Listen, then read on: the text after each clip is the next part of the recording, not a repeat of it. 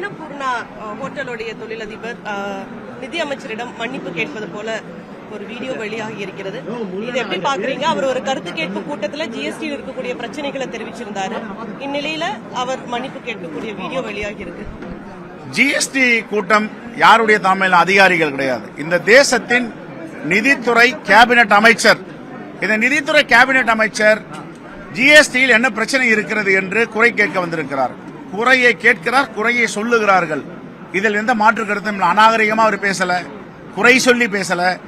ஜிஎஸ்டியில பன்னுக்கு இவ்வளவு வரி, பன்னுக்குள்ள வைக்கின்ற கிருமிக்கும் ஜாமுக்கும் இவ்வளவு வரி, என்னுடைய வாடிக்கையாளர்களாம் தனியாக கொடுங்கள், வரி போடாதீர்கள் என்று கேட்கிறார்கள். இந்த பிரச்சனையை தீர்த்து வையுங்கள் அம்மா.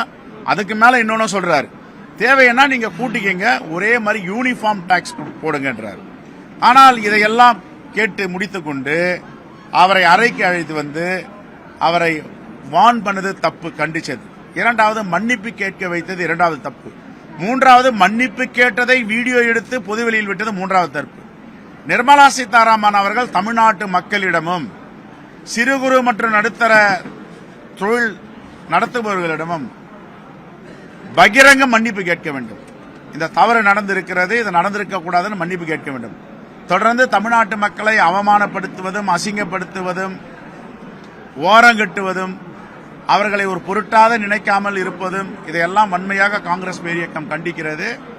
இதையெல்லாம் கேள்வி கேட்டால் உங்களிடம் ரைடு அனுப்புவோம், இன்கம் டாக்ஸ் ரைடு அனுப்புவோம், இடி ரைடு அனுப்புவோம், சிபிஐ ரைடு மிரட்டும் பாணியில் இருக்கிறார். எவ்வளவு காலம் மிரட்ட முடியும்? எவ்வளவு பேரை சிறை பிடிக்க முடியும்? எவ்வளவு காலம் சிறையில் வைக்க முடியும்? டெல்லியுடைய முதலமைச்சர் கெஜ்ரிவால சிறையில் வச்சுங்க, இன்னைக்கு ஜாமீன் 2 வழக்கில் கிடைச்சது, வெளியே வரப்போறார். வெளியே வந்து அவர் பேசுவார். ஆகையால பழிவாங்கு நடவடிக்கைகள் எல்லாம் நீண்ட நெடிய காட்களுக்கு நிற்காது.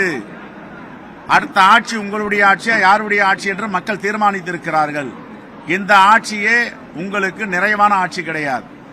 எவ்வளவு காலம் ஆட்சியுடைய ஆயுள் இருக்கும் என்பதும் தெரியாது. ஆகவே நீங்கள் நல்லாட்சி செய்யுங்கள். குறை கேளுங்க. குறை கேட்பது என்று குறையை சொல்லுவதற்காகத்தான் குறு சிறு நடுத்தர தொழிலாளர்கள், தொழிலை நடத்தும் உரிமையாளர்கள் வருகிறார்கள். குறைய சொல்றது தப்புன்னு பார்ப்பது தவறு. இரண்டாவது, நீங்கள் அழைத்தவரை தனியாக பேசி மிரட்டுவது இரண்டாவது தவறு. மூன்றாவது தவறு மன்னிப்பு கேட்க வைப்பது. மன்னிப்பு கேட்ட பிறகு அதை படம் பிடித்து வீடியோவாக எடுத்து பொதுவெளியில விட்ட அந்த தொழிலாளர்களை, அந்த தொழில் முனைவோர்களை அவமானப்படுத்துகிறீர்களே, இதுதான் மிகப்பெரிய தவறு. இந்த தேசத்தின் முதுகெலும்பாக இருப்பது குறு சிறு மற்றும் நடுத்தர தொழில்தான் இந்தியாவின் முதுகெலும்பு. இந்த குறு சிறு நடுத்தர தொழில்தான் இந்தியாவுடைய பொருளாதாரத்தை மீட்டெடுக்கிறது, அந்நிய செலவாணியை கொண்டு வருகிறது. இவர்களுக்கே இந்த நிலை என்றால் குப்பனுக்கும் சுப்பனுக்கும் இந்த தேசத்தில் என்ன பாதுகாப்பு இருக்கிறது? மிரட்டுகிறார்கள், ரைடு அனுப்புவேன் என்று சொல்லுகிறார்கள், சிறை பிடிக்கிறார்கள். இதை காங்கிரஸ் பேரியக்கம் வன்மையாக கண்டிக்கிறது.